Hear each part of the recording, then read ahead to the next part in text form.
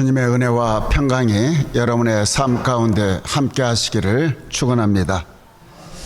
우리 모두는 인생이라고 하는 이 길 위에 서 있는데요, 걸어가는 이 길이 세상에서 가장 아름다운 여행길이 되기를 바라죠.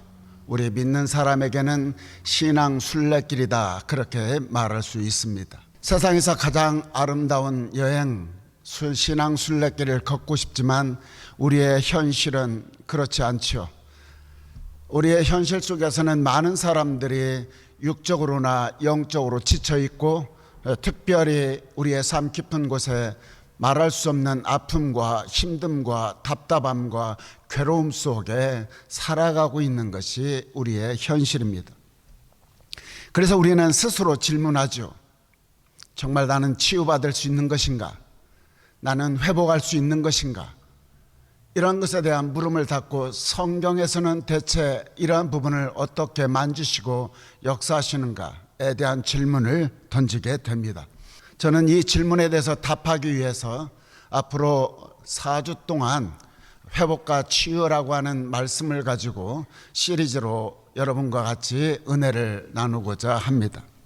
오늘은 그 첫 번째 시간인데요, 제가 목회 현장에 35년 동안 목회 현장에 있었을 때에 깊이 깨달은 사실 하나가 있습니다. 그건 다름이 아니라 사람들이 생각보다 훨씬 많이 아프고 많이 상처받고 있고 정말로 말할 수 없는 슬픔 속에 살아가고 있다는 것입니다.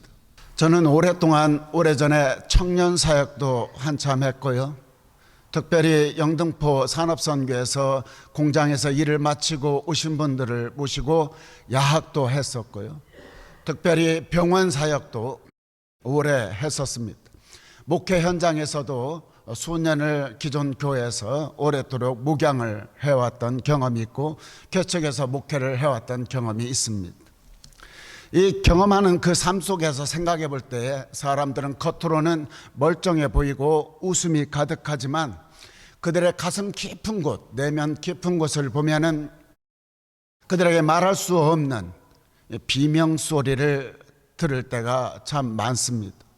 무엇보다도 사람들이 그 어려움 속에 있으면서도 이를 악물고 현실을 이해하고 견뎌내려고 하는 그 안타까움을 보며 더욱 가슴이 아팠던 적이 있습니다. 가령 사람들의 여러 가지 사례들을 보면 어린 나이에 이야기를 많이 들었을 때 이야기 속에 여러 가지 일들 속에서 그 어린 나이에 성적인 폭행을 당했던 사람들의 사연들, 배움이 없어서 배움에 한이 맺혀서 눈물로 세월을 보내고 살았던 어느 한 분, 그분은 성경책에 기도할 때마다 성경책 전체를 크레용으로 계속적으로 빨간색으로 성경 전체를 다 이렇게 그어놨던 적이 있습니다. 제가 물었습니다. 왜 그래요? 너무 은혜가 되는 말씀이어서 다 칠할 수밖에 없었습니다. 훗날 그의 기도 속에서 응답받고 간증할 때에 눈물 펑펑 흘렸던 사연이 지금도 가슴이 저려옵니다. 그분은 글씨를 전혀 몰랐던 분입니다. 배움이 없어 너무 힘들게 살아서 성경을 읽지 못하는 그 눈물로 하나님 앞에 철저하게 무릎 꿇고 기도하고 탄복했을 때 하나님이 그의 눈을 열어주셔서 오늘부터 제가 성경을 읽게 되었습니다 라고 하는 깊은 간증의 이야기, 사건들. 또 어떤 분은 남편에게 폭력을 받아서 너무 힘든 나머지 벌거벗은 차로 아파트를 전전했던 그 눈물겨운 이야기. 알코올 중독자 아버지를 모시고 살아가는 덕에 가정이 무너졌던 사연들, 얼굴도 예쁘고 공부도 잘하고 뛰어났던 집안의 가장 기둥이라고 생각했던 누나가 시집을 간 이후에 시댁에서 정신병자 취급을 받고 말할 수 없는 절망 가운데 살아가는 그 누이, 이런 말할 수 없는 사연들이 다 지금 설교 준비하는 내내 많이 생각이 났습니다. 여러분, 이게 남의 이야기인가요? 그렇지 않습니다. 이건 우리의 실상이고 우리의 삶의 이야기입니다. 이 모든 이야기들 저는 들으면서 느낀 점 하나가 있습니다. 사람들은 대부분 겉으로 드러나든 드러나지 않든 속으로 감추고 살든 많은 사람들이 내면의 상처를 갖고 살아간다는 것입니다.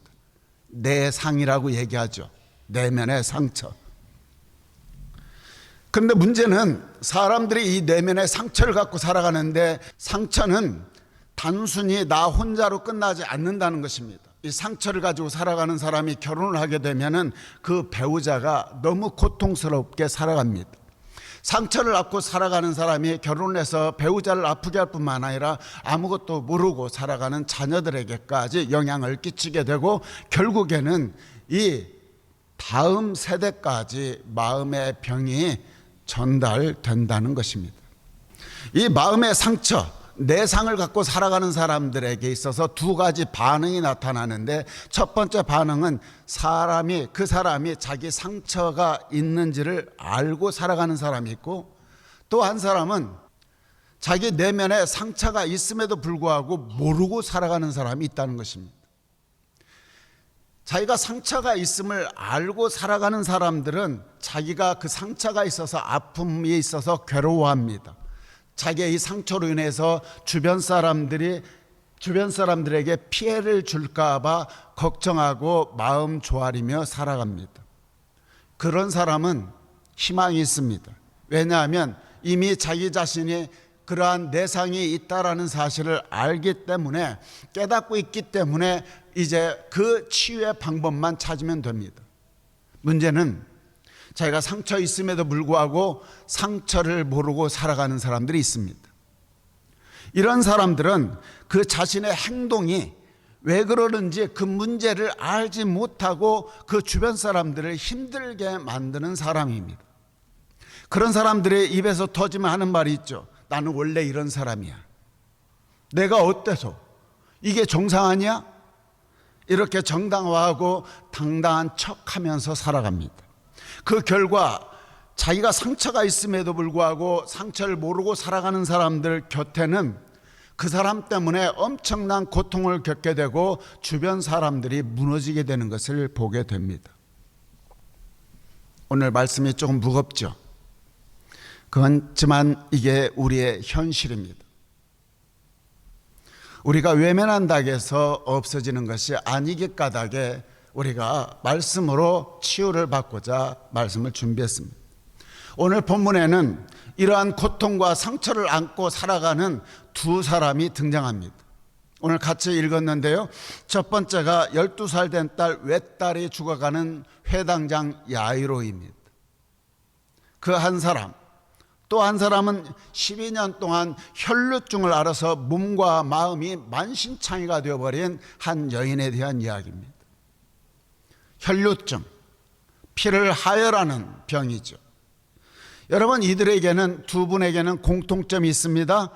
이 세상 그 어느 누구도, 세상 어떠한 방법으로도 이 사람들은 도움을 받지 못하고 그들의 삶이 완전히 절망적인 삶 속에 살아간다는 것입니다. 야이로의 경우 한번 볼까요? 여러분, 야이로의 경우 죽어가고 있는 그 딸이 죽어가고 있을 때에 주변의 사람들의 반응이 오늘 성경에 나옵니다. 한 사람이 죽어가고 있는데 그 주변 사람들이 하는 행동들 보면 49절에 이렇게 말합니다. 사람이 와서 말하되 당신의 딸이 죽었나이다. 선생님을 더 괴롭게 하지 마소서. 당신 딸이 죽었으니 선생님을 더 이상 괴롭게 하지 말라, 이렇게 말하죠. 이제 소용없다는 것이에요. 끝났다는 겁니다. 소용없다. 아주 냉소적으로 주변 사람들의 반응이 나타납니다. 심지어 예수님이 뭐라고 말씀합니까? 성경을 쭉 읽어보면 예수님이 잔다, 그렇게 표현합니다.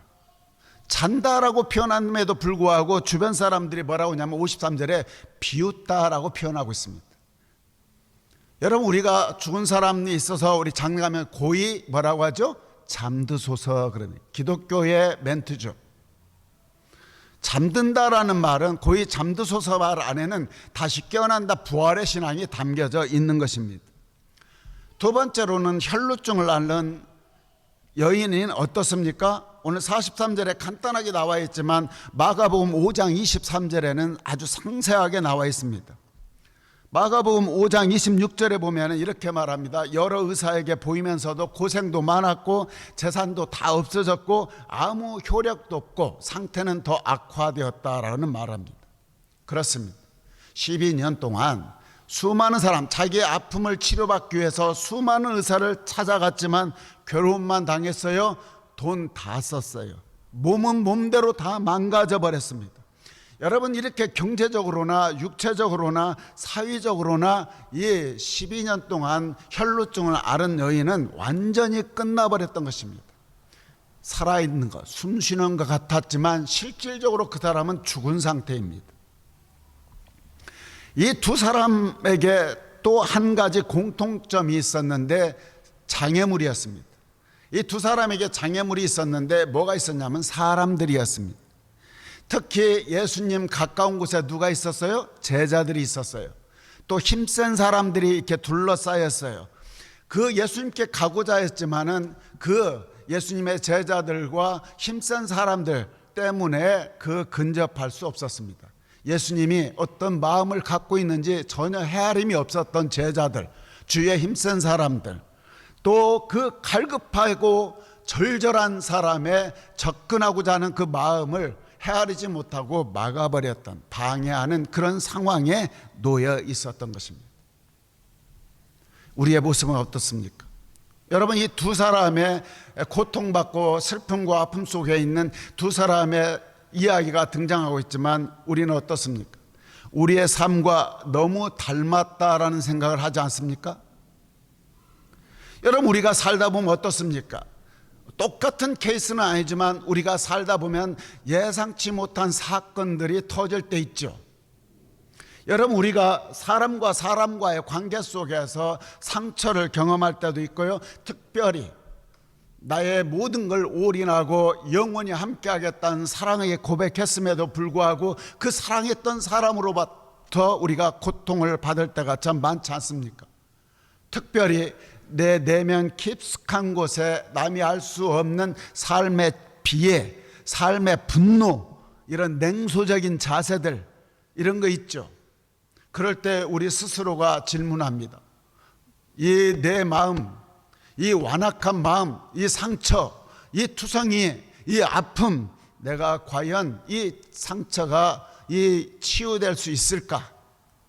그렇게 스스로 질문할 때가 있죠. 목사인 저도 늘 질문합니다.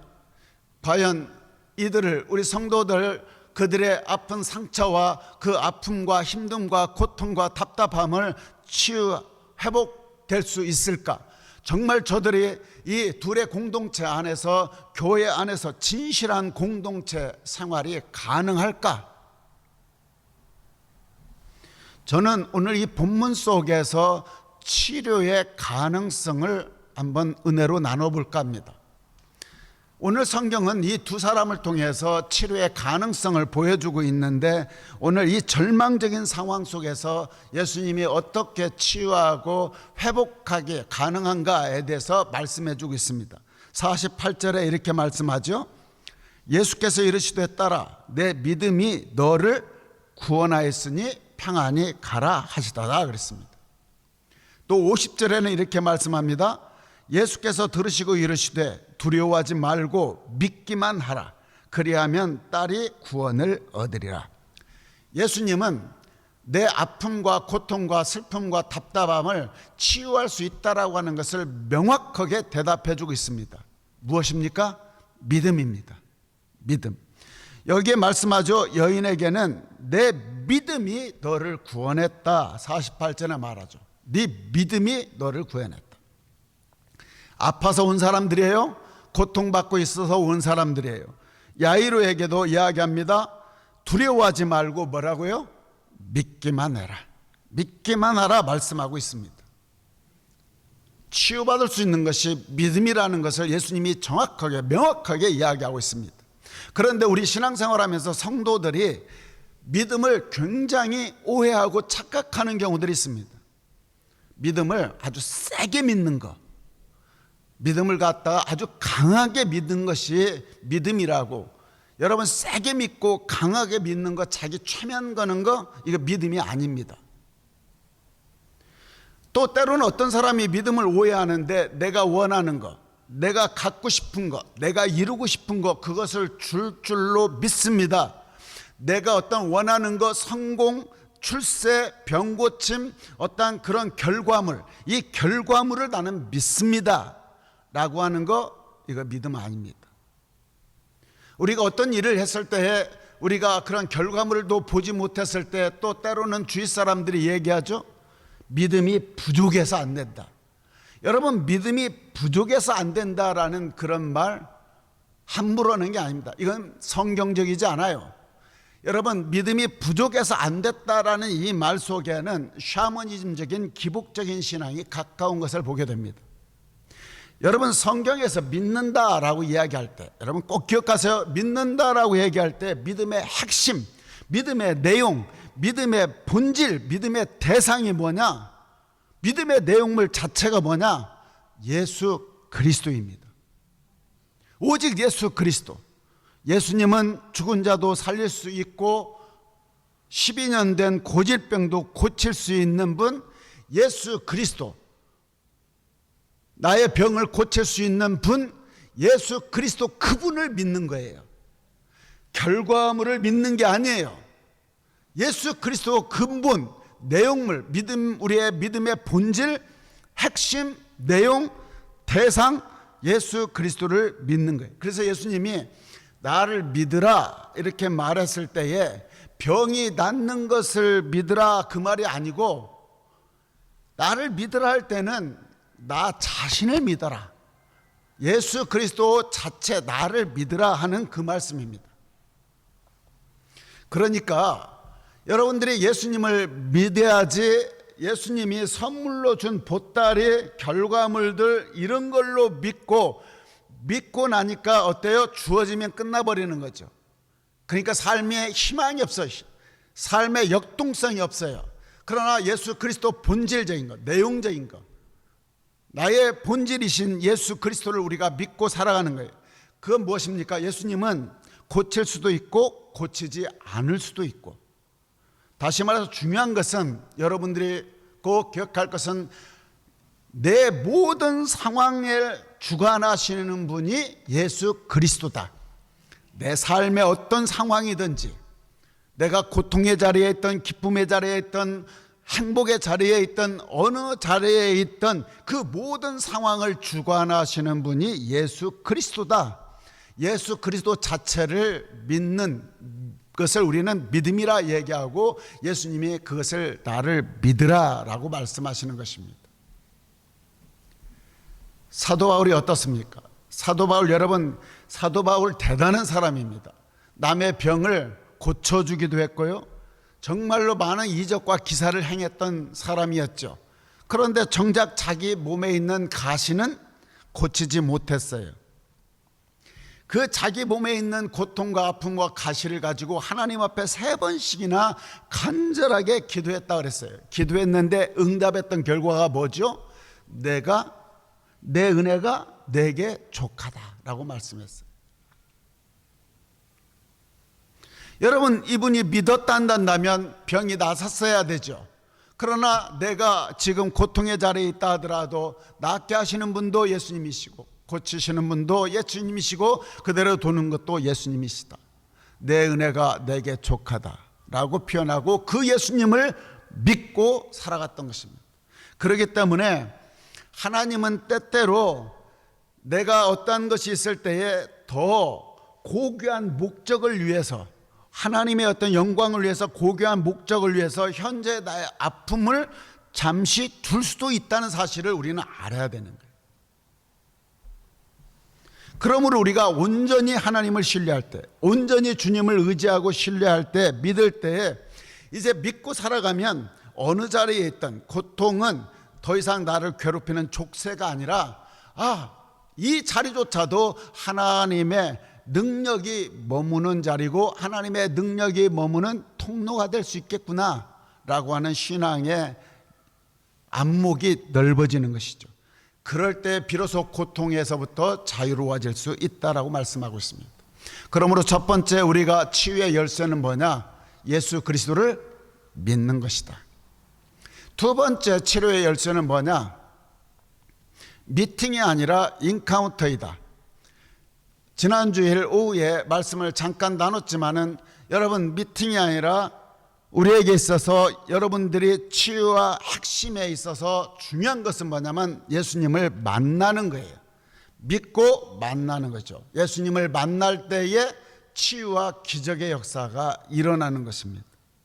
여기에서 만나다라고 하는 말이 두 단어가 같죠. 미팅이라고 하는 이 단어는 잠깐 스쳐가는 만남입니다. 그냥 단순한 만남이에요. 그냥 알고 지내는 정도 만나는 것을 우리는 미팅이라 얘기하죠. 미팅과 인카운터는 차이가 있습니다. 인카운터는 다른 게 아니에요. 인카운터는 만남이지만 인격적인 만남이죠. 깊은 만남이에요. 진정한 만남이에요. 그래서 인카운터가 이루어질 때에 거기에서 엄청난 차이가 일어납니다. 성경에 오늘 보면 어떻습니까? 40절에 수많은 사람들, 무리들이 예수님을 어땠다고 그랬어요? 40절에 환영하며 기다렸다, 그렇게 표현해요. 환영하며 기다렸다, 예수님을 미팅했다, 이 말이에요. 그런데 그 수많은 사람들 중에 치유를 경험했던 사람은 누구예요? 혈루증 여인이었어요. 여러분, 많은 사람들은 인든 속에서 이 사람들은 미팅으로 왔지만 그 많은 사람들 중에서 치유의 역사가 일어난 사람은 혈루증하는 여인이었는데 이 여인은 인카운터가 됐던 것입니다. 예수님과 깊은 만남을 가졌어요. 인격적인 만남을 가졌어요. 진정한 만남을 갖게 되었던 것입니다. 여러분, 왜 그렇습니까? 대부분의 사람들은 미팅, 단순한 만남이죠. 여러분, 여기에서 오늘 보면 다른 사람들은 자신의 어잔디를 가지고 예수님을 구경하러 나왔어요. 구경하러 나왔지만 여인은 구경하지 않았어요. 이 여인은 그냥 와서 구경하러 온 게 아니라 자기의 전부를 걸고 다가왔던 것입니다. 자기의 모든 것을 걸고 주님을 만나야 되겠다라고 하는 간절한 마음, 진정한 만남, 내가 이 만남이 아니고는 내 인생을 살아갈 수 없다라고 하는 절절한 만남, 인카운터로 만났던 것입니다. 여러분, 예수님은 사람들을 본질적으로 다 기본적으로 고치겠다라는 마음은 다 갖고 계세요. 우리 예수님은 갖고 계신데 여러분들이 꼭 알아야 될 것은 실제로 고침을 받는 사람은 어때요? 단 한 사람뿐이었다는 사실입니다. 내가 진정 신앙생활을 할 때 치유를 받고 싶다, 그렇단다면 예수님을 아는 것에서 오지 않습니다. 아는 걸로는 치유가 일어나지 않습니다. 여러분의 삶 속에 역사가 일어나지 않습니다. 치유는 아는 것에서 오지 않고 예수님을 만나는 데서 기적이 일어납니다. 인카운터에서 온다는 것이죠. 저는 저와 우리 둘에게 모든 성도들이 예수님을 인카운터, 인격적으로 진정으로 만나 삶 속에서 치유와 하늘 행복, 말할 수 없는 은혜를 경험하기를 주의 이름으로 축원합니다. 그렇다면 이 치유를 경험하기 위해서는 세 가지 단계가 필요합니다. 치유를 내가 받고 싶다. 그런데 이 치유를 받기 위해서는 세 가지 단계가 필요한데 첫 번째는 뭐냐면 진짜로 예수님을 영접해야 돼. 진짜로, 진실로 예수님을 영접해야 돼. 여러분, 단순히 교회에 등록하고 세례받는 것이 아닙니다. 여러분, 제가 진짜로 예수님을 영접하라는 이 말은 교회를 등록하고 교회 생활만 왔다 갔다 하는 이게 좀 중요한 게 아니라 온 몸을 다해서 온 마음으로 전 인격을 가지고 예수님을 내 삶의 주인으로 모시라는 것입니다. 내 삶의 주인으로 모시는 것. 예수님을 진짜로 영접해야 됩니다. 모셔야 합니다. 그걸 어떻게 하느냐? 그거는 하나님과 자신만이 아는 겁니다. 아무도 모릅니다. 이게 전제되고 그리고 이걸 내가 경험하고 난 이후에 두 번째 단계가 중요한 단계인데, 두 번째 단계는 Christ in me입니다. 예수님 안에. 다시 말해서 내가 영접한 이후에 예수님을 내 인생의 주인으로 모시고 매일매일 일상 속에서 만나야 합니다. 매일매일 삶 속에서 내 안에 계신 주님, 내 인생의 주님, 내 삶의 주인이신 예수님과 내가 늘 대면하고 예수님과 함께 속삭임을 경험해야 합니다. 그래서 말씀을 매일매일 묵상하라 하는 것입니다. 하나님과 대화하라, 기도하라는 것입니다. 말씀을 보며 하나님의 마음을 헤아리고, 기도하며 내 마음을 하나님 앞에 아뢰고 하나님의 뜻을 헤아리고 아뢰는 순환적인 삶을 매일매일 살아가야 하는 것입니다. 그런데 여러분 어떻습니까? 어떤 사람들은 예수님을 만나지 않습니다. 더 이상 인카운터링이 없습니다. 인격과 인격이 만남이 없습니다. 그러니까 신앙생활하는 것이 결국은 매너리즘에 빠지고 신앙이 형식화되고 영적인 더 깊은 단계에 들어가지 못하고 단순히 입으로만 신앙 고백하는 수준에 머물러 있는 경우가 많다는 것입니다. 여러분, 신앙은 이벤트가 아닙니다. 여러분, 신앙은 우리가 체면이 아닙니다. 신앙은 인카운터입니다. 신앙은 만나는 것입니다. 예수님을 만나지 않으면 아무 소용이 없습니다. 주일날 여러분들이 교회에 와서 예수님을 만나지 않고 간다면 그건 아무 의미가 없습니다. 우리는 신앙은 관계, 만남이 진정으로 이루어져야 하는 것입니다. 그래서 오늘 찬양할 때도 그냥 입술로 찬양하는 게 아니라 하나님의 꿈이 나의 비전이 되고 예수님의 성품이 나의 인격이 되고 성령님의 권능이 나의 능력이 되기를 정말 하나님 원합니다. 정말 하나님 바랍니다. 진심으로 기도합니다. 주께 가오니 그냥 노래하는 게 아닙니다. 주님, 내가 진짜 내가 주님께로 갑니다. 고백하며 찬양합니다.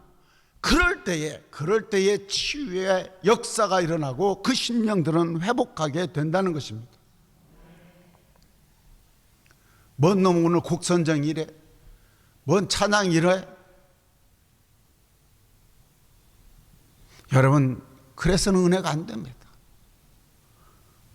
누구 때문에 온 게 아닙니다. 하나님만 바라보고 찬양하는 데에 한 시간, 이 찬양에 하나님, 이 찬양 속에 내 기도를 담아 하나님 앞에 올려드립니다 하는 그러한 마음으로, 그뿐이 아니에요. 내 내면에 계신 예수님과 매일매일 교제하며 인격적인 교제, 인카운터링이 일어나는 과 동시에, 그러면 하나님의 치유와 역사가 일어난다고 말했는데, 더 이 치유 역사를 빠르게 역사가 일어나는 곳이 어디냐? 이것은 Christ among us입니다.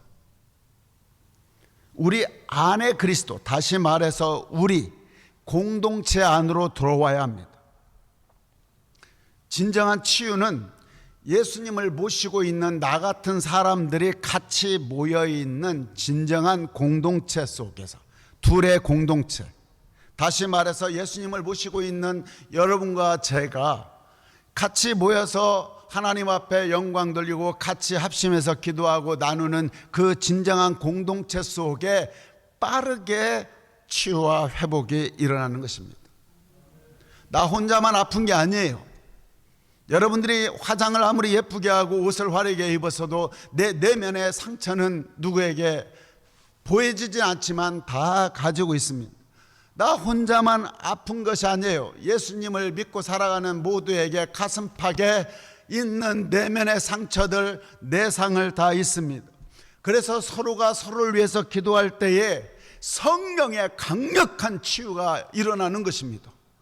교회 안에서 이러한 성령의 강력한 만져주심과 치유를 경험해야 신앙생활에 행복하고 재밌고 교회 오는 것이 즐겁고 떨어져 사는 그 한 주간 내내 그 한 영혼을 이미지로 그려놓고 아파하는 그들을 위해서 기도하는 그런 마음들을 가지고 살아가는 거, 그럴 때 강력하게 더 역사가 일어나는 것입니다. 제가 목회하는 동안 저는 교회 1년에 2차례씩 전교인 연합 수련회식으로 해서 말씀 사경회를 합니다. 하영인이라고 그렇게 타이틀을 하나님의 영이 이끄시는 사람들 해서 했었습니다. 지금도 한 집사님의 간증이 잊혀지지 않습니다. 기도해야 하고 간증하는 시간들 갖고 이야기를 나눌 때 그 한 분이 있습니다. 자는 수년 동안 깊은 상처와 고통 속에 살았다는 거예요. 신앙생활은 오래 했지만 머리로는 하나님이 함께 하시는 걸 알겠다는 거예요. 그런데 가슴으로는, 내 삶으로는 진정 경험해 보지 못하고 그렇게 살았는데, 하나님 오늘 같이 합심해서 기도하고 말씀 속에서 하나님의 만져주심과 하나님이 나의 눈물을 닦아주심을 경험했습니다. 내가 내 고통에 씻어 내려가는 그러한 것을 느꼈습니다. 예수 그리스도의 보혈이 내 고통을 씻어내고 주님의 따뜻한 온기가 내 눈물을 닦아주는 것을 저는 경험했고, 그 넓은 품으로 나를 안아주시는 주님의 그 따뜻한 품을 곧 나는 느꼈고, 나는 그 상처를 치유받고 오늘 마음이 너무 행복합니다. 그 경험했던 간증거리들, 여러분, 그분은 그 말씀 사경회 속에서 하나님의 말씀에 사모하는 마음과 그 간절함, 혈루증 하는 알았던 그 여인네의 그 간절함이 같이 믹서됐던 그 역사가 이렇게 일어나게 되는 것입니다. 그렇습니다. 예수 그리스도는, 주님은 오늘 이 자리에도 계십니다. 이 자리에도 계십니다. 문제는 이것입니다. 오늘 이 자리에 무리들처럼 그냥 와 계신 분이 있다는 것입니다. 무리들처럼 와서 그냥 와 있다. 하지만 여러분, 무리처럼 와 있지만 치유받는 사람은 따로 있습니다. 울지 말라 하시는 하나님의 음성을 듣는 사람은 따로 있습니다. 어떤 사람인가? 하나님을 간절히 찾는 사람, 간곡히 찾는 사람.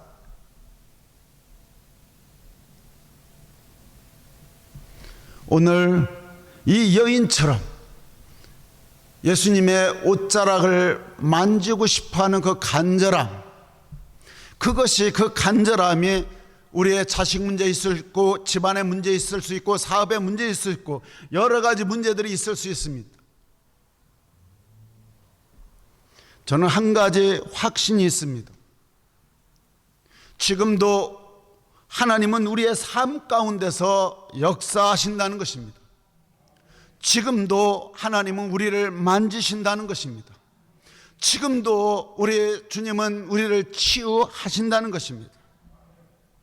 그렇다면 여러분은 어떻게 하시겠습니까? 무리들처럼 오늘 또 여러분 그냥 구경만 하다가 돌아가시겠습니까? 아니면 떨리는 손을 내밀어서 예수님의 옷자락을 만지시렵니까? 저는 이 치유와 회복 시리즈를 한 달 전부터 꼭 전해야 되겠다 싶어 말씀을 준비를 해왔습니다. 치유와 회복을 한 달 전부터 준비하면서 여러분들에게 꼭 나누고 싶었는데, 여러분에게 묻고 싶습니다. 여러분, 교회가 무엇입니까? 교회에 여러분 왜 오셨습니까? 여러분들이 그냥 단지 종교적으로 일주일에 한 번씩 교회에 와서 예배 드리면 내 마음이 편해지니까 교회에 오셨습니까?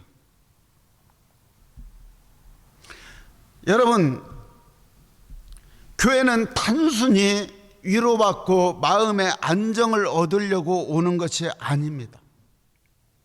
그런 곳은 다른 곳에서도 얼마든지 가능합니다.